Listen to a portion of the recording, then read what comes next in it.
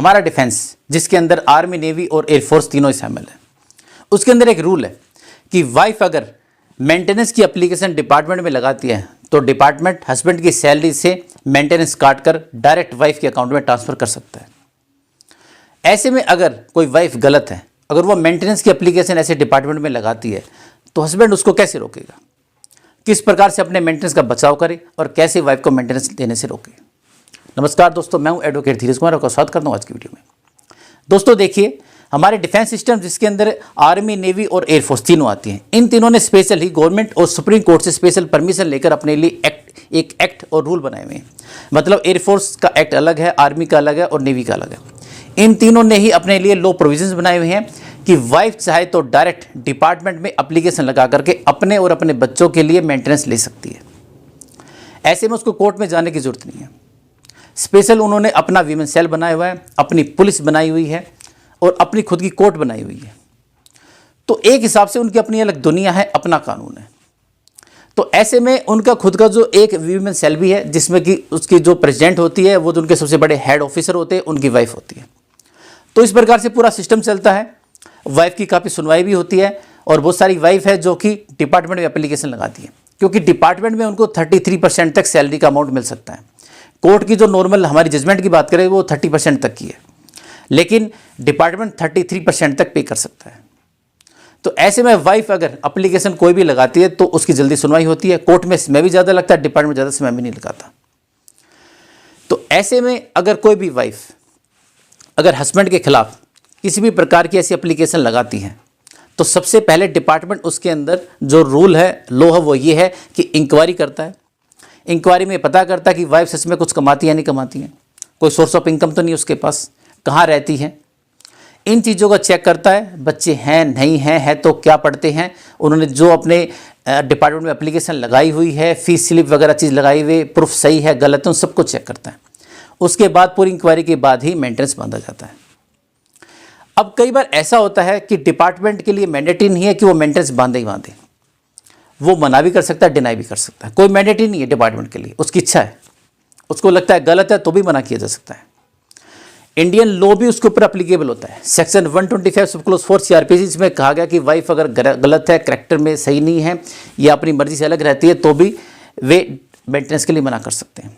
ऐसा ही एक केस में हुआ जिसमें कि एयरफोर्स में एक लड़का था जिसकी वाइफ ने एप्लीकेशन लगाई कोर्ट के अंदर। हमने कहा कि वाइफ गलत है, उसके प्रूफ भी दिए और साथ में उसकी वीडियो भी दिखाई जिसमें कि वो हमसे लड़ती हुई नजर आ रही है। तो ऐसे में डिपार्टमेंट ने साफ मना कर दिया कि हम आपको मेंटेनेंस पे नहीं करेंगे। लेकिन बहुत बार ऐसा होता है कि डिपार्टमेंट ना चाहते हुए मेंटेनेंस बांध देता है। कई बार ऐसा होता है कि आपके डिपार्टमेंट के लोग आपसे चिढ़ते हैं, या कोई ऐसा ऑफिसर है जो कि डरपोक डरता है, सोचा कि भाई अगर मेरी नौकरी पे बात आ जाएगी, मैंने मेंटेनेंस नहीं बांधा तो वो ये भी नहीं देखता कि सही है गलत क्या है, बस उसको ये देखना कि भाई मेरी नौकरी सेफ रहनी चाहिए, मेरी जॉब सेफ रहनी चाहिए, मैं मेंटेनेंस बांध देता हूं, मुझे क्या करना। बहुत सारे ऐसे भी लोग हैं। भगवान ने जिस प्रकार से लोगों को शक्ल अलग दी हुई है, ऐसे ही समझ भी अलग दी हुई है। तो ऐसे हालात अगर आपके पास सामने आ जाए जहां आपकी वाइफ गलत है, उसकी डिमांड गलत है और डिपार्टमेंट आपकी सुन ही नहीं रहा है, आपकी बिल्कुल बात नहीं मान रहा है, तो ऐसे में आपको क्या करना चाहिए, ऐसे में मेंटेनेंस के लिए कैसे रोकें।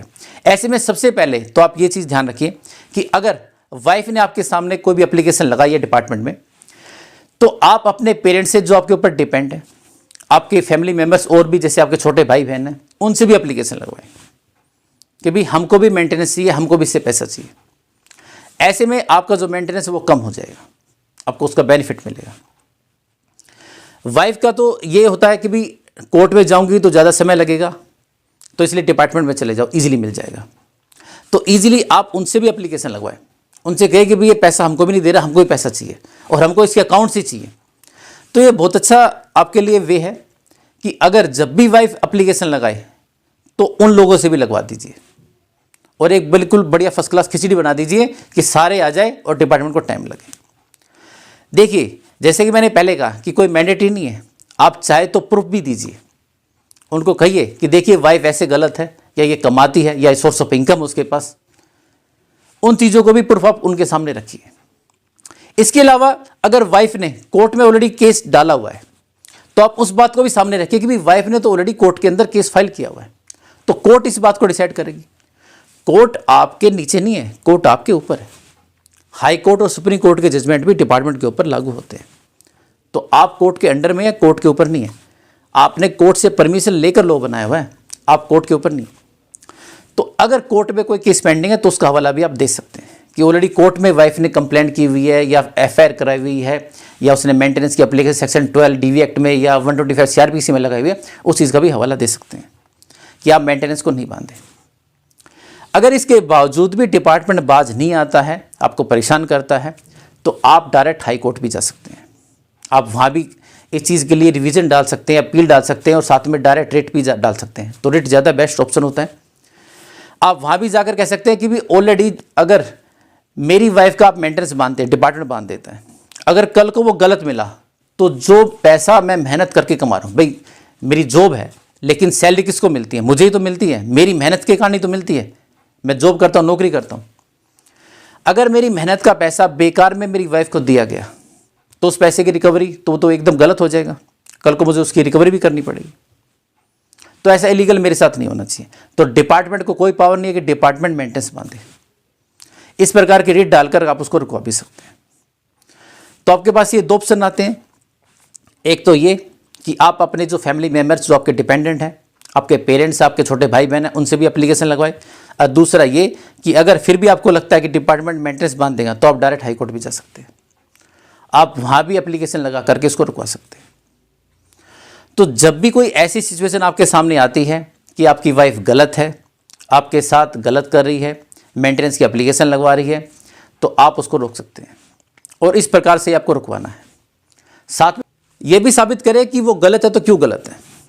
जो भी मेरे फौजी भाई हैं या जो मेरे भाई एयरफोर्स में या नेवी में हैं, देश की सेवा कर रहे हैं, अगर उनकी वाइफ उनके खिलाफ इस प्रकार की कोई भी एप्लीकेशन लगाती है जो कि गलत है, तो आप ऊपर हाई कोर्ट में भी जा सकते हैं, रिट भी लगा सकते हैं कि डिपार्टमेंट को कोई पावर नहीं है, बांधे तो कोर्ट ही बांधे, डिपार्टमेंट जो करा गलत करा। ऑलरेडी कोर्ट में अगर केस पेंडिंग है तो कोर्ट को ही ये काम करना चाहिए, क्योंकि कोर्ट मेंटेनेंस दे या नहीं दे, डिपार्टमेंट जरूर दे देता है।